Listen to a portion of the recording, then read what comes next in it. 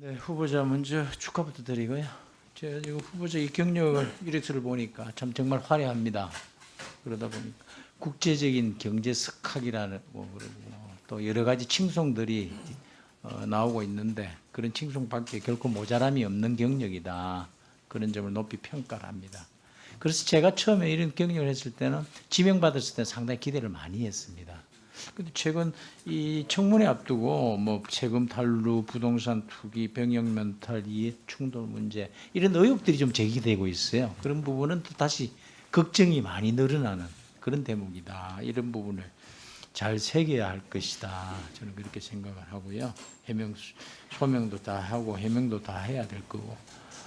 그 경력을 보니까 중학교 졸업한 이후에 52년간 한국에 체류한 지역은 딱 5년이에요. 그죠? 31개월을 군 복무를 하시고. 그리고 2010년 이후에는 16년간 한국에 아예 살질 않으셨네요. 그죠? 네. 혹시 잠시 다녀오는지. 네. 자, 이러면은 한국을 과연 잘 안다고 할 수 있겠나? 한국 경제를 안다고 할 수 있겠냐라는 걱정은 당연히 생기는 것이죠. 그죠? 가족 모두 외국인이고 외국 국적 갖고 있고 본인도 외국에 거의 다 살고 있고 이러면은 대한민국 중앙은행 총재, 한국은행 총재에 대해서 검머외 총재라는 말이 나올 것 같아요. 검머외라는 말 혹시 아십니까?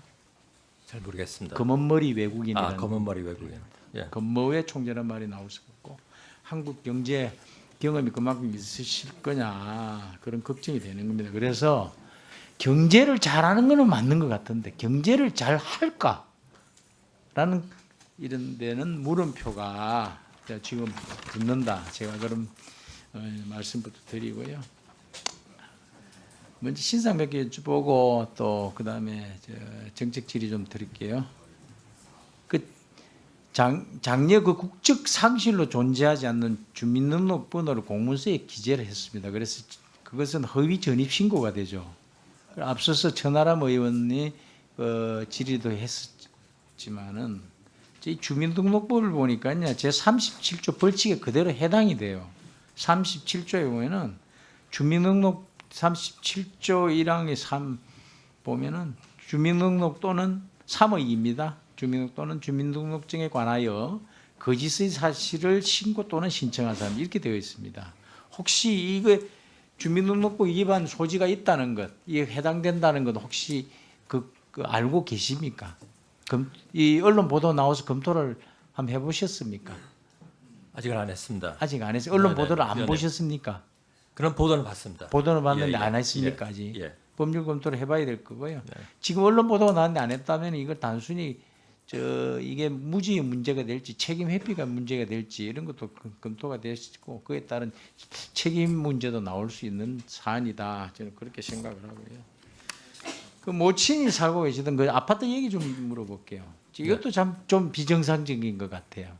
뭐 가족 간에 모자 간에 충분히 뭐 사적으로는 있을 수 있는 일일 수도 있는데 이게 공적 영역으로 가면 이거는 엄격히 법적인 문제가 따르고 그에 대한 책임 문제가 따르거든요.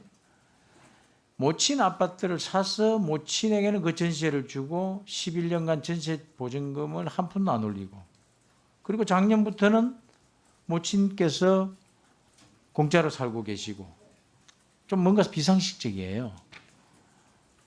그래서 여기 대해서 언론 보도를 보니까 후보자 측이 그런 답변을 하셨더라고요.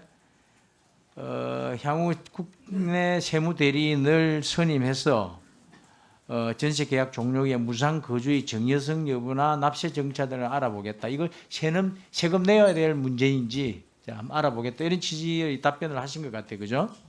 네, 그렇습니다. 맞습니까? 예. 네. 그래서 이런 것도 말이죠.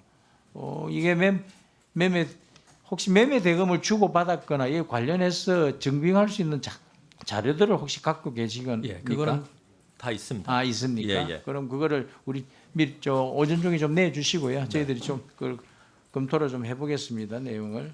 그래서 이런 것도 우리 한국 경제에서는 그 실상을 다 알아야 될 내용들이거든요. 금융자산이 지금 46억 원 정도로 신고를 하신 것 돼 있더라고요. 맞습니까? 네.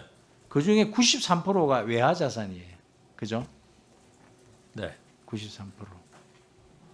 지금 하는 총재로 만일에 일을 하게 계신다면은 환율 방어가 굉장히 중요한 업무잖아요. 그죠?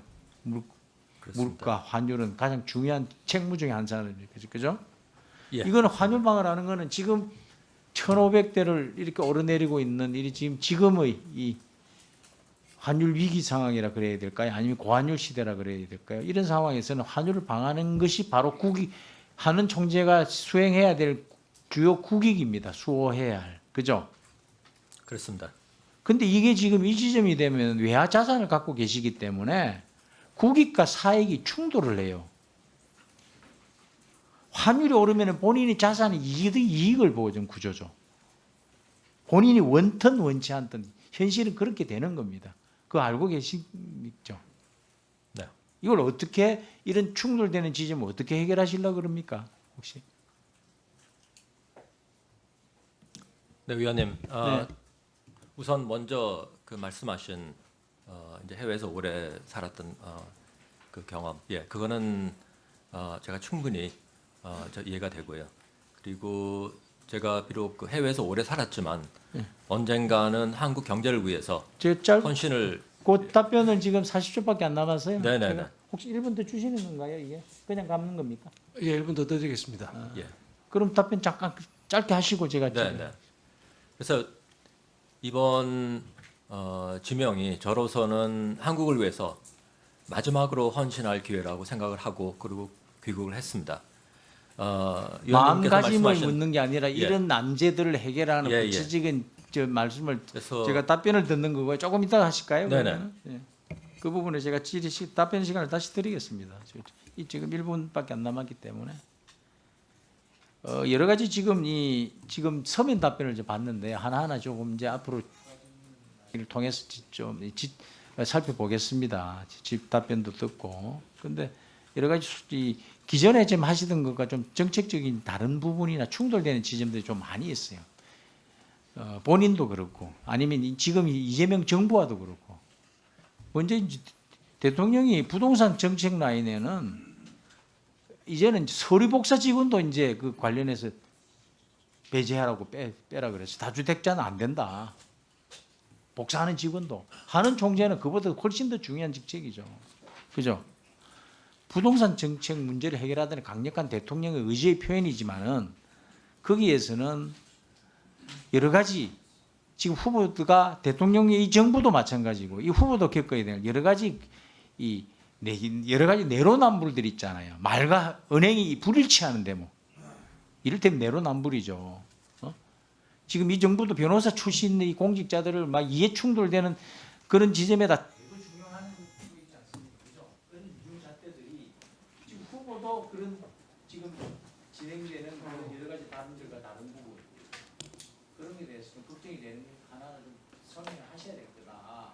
그런 이야기에서 그렇게 말씀드리고 아까 그 지금 답변하시던 것좀 네. 주시겠어요? 위원님, 제 신상회관에서는 국민의 시선이 그렇게 달갑지 않은 거는 제가 이미 알고 있습니다. 다른 그 국적 문제나 이런 그 행정 처리 문제는 제가 올해 해외에 있으면서 미처 행정 처리를 못한 제 불찰이었습니다. 불찰이었고 그리고 제 개인적인 아니면 제 가족의 개인적인 그 이득을 위해서 이득을 추구한 것은 한 번도 없었습니다. 없었고 앞으로 제기하신 여러 문제를 이해상충 없이 하나의 어떤 의혹도 없이 다 정리해 나갈 것이고요. 그리고 공직자답게 처신을 하겠습니다. 네, 그런 마음 자세가 미리 지금 저희들에게 제출된 서면 답변서에 사실은 이 앞뒤가 맞지 않거나 그 의지스러워 보이는 대목들이 좀 많이 있어요. 그런 의지가 과연 진정성을 가질 수 있느냐 부분은 살펴봐야 됩니다. 그 잘못된 부분이 있다라면 그런 부분 잘못해서는 오늘이라도 솔직하게 그것은 진위가 아니었다라든지 제대로 답변이 있어야 되구나. 그냥 그 중요한 자리에 하시는 분이 그냥 바로 청문회로 언론 소탕하시지 마시고 그랬으면 좋겠다. 예, 박대철 의원님 수고하셨습니다. 재미있게 보셨다면 구독, 좋아요, 알림 설정까지 꼭 눌러주세요.